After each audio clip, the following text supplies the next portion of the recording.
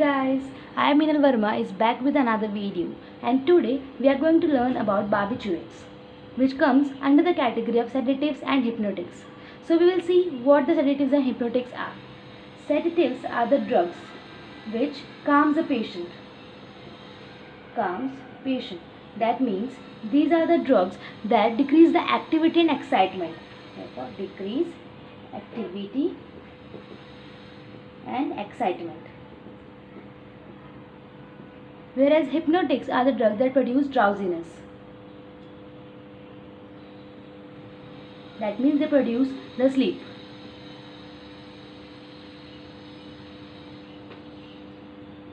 So this was the basic intro. Now we'll see detail about the barbiturates. So what does barbiturates do? Barbiturates act on the reticular activating system and limbic system and hypothalamus. Barbiturates cause the depressant effect on the cerebrospinal axis. They depress the skeletal muscle, smooth muscle and cardiac muscle, all types of muscles. And they also produce tolerance, dependence and toxicity. So their use is limited and basically they are more used now as a general anesthetic. So barbiturates are also used as anesthetic drugs and anticonvulsant drugs. Besides sedative and hypnotics, these are the more important points for the barbiturates. This is the classification of barbiturates. This is classified as class 1, class 2 and class 3. Long acting, intermediate acting and short acting. Barbital, phenobarbital and methylbarbital comes in the class 1 category. Intermediate category has amobarbital, butabarbital and aprobarbital. Short acting has cyclobarbital, pentobarbital and secobarbital. See a trick in order to learn all this structure accurately. So let's start with the structures. The class 1 category belongs barbital, phenobarbital and methylbarbital.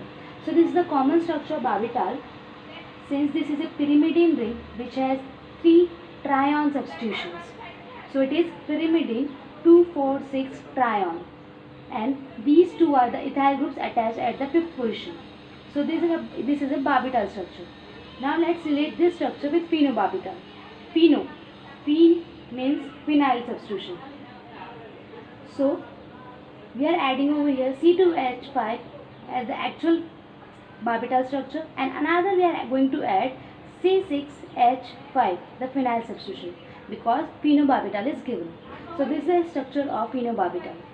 Next we will see methylbarbital. So it is clear, me means methyl and pho means phenyl.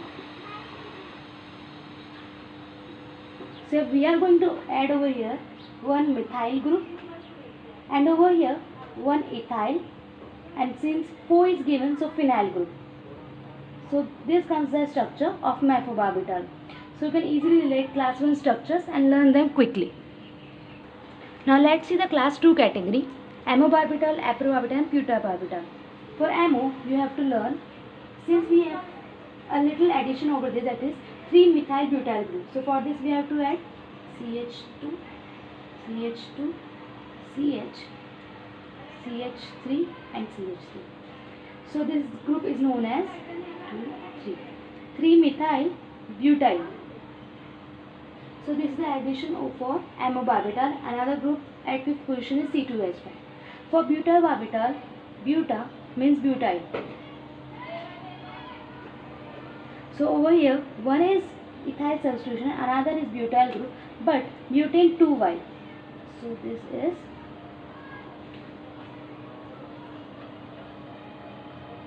this comes butabarbital.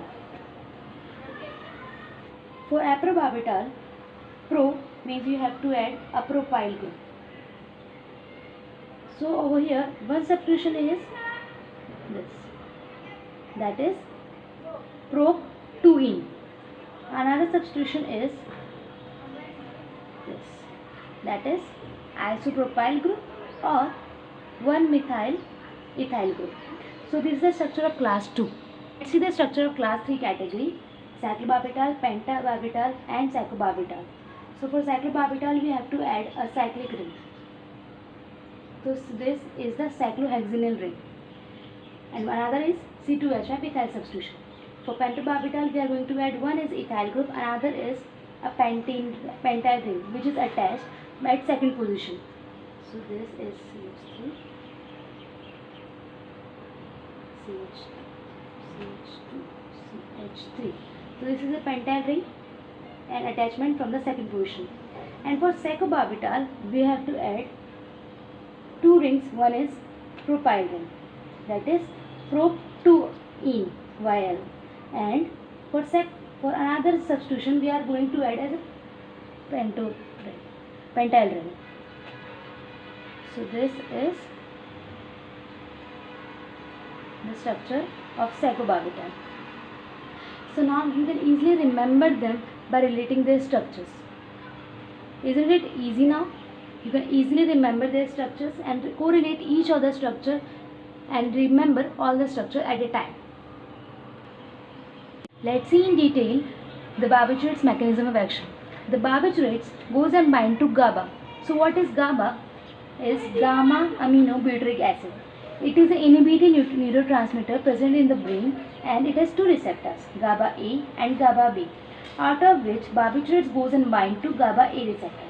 GABA A receptor has various subunits, alpha, beta, gamma, theta, delta, pi and epsilon, out of which alpha 2 is said as non-sedative unit. Now let's see how it basically binds. Barbiturates basically increase the duration of chloride channel opening. So more the time chloride channel remains open, more the time negative membrane potential to remain and make the membrane unstable. This is the barbiturate, let's say, and these goes and bind to either alpha or beta side. This is a chloride channel complex. The GABA A benzodiazepine receptor chloride channel complex. This is called SO. So this is the extracellular site and intracellular site. As soon as GABA goes and bind over alpha and beta site, the chloride channel opens, and due to which the increase in chloride channel occurs. As soon as the chloride is increased inside the cell, the negative charge inside the cell increases, and this causes the hyperpolarization. And due to this hyperpolarization, the membrane stability is disturbed, and this alters the voltage in the brain cells. They are resistant to the nerve impulses, and so they cause depression can lead to the either sedation or hypnotic effect. So the barbiturates has the action of sedation and hypnotics as well as anesthetic and anticonvulsant. This is all about the mechanism of barbiturates. This was all about barbiturates, and thank you for watching my video, and please don't forget to subscribe my channel and like my video and share the video.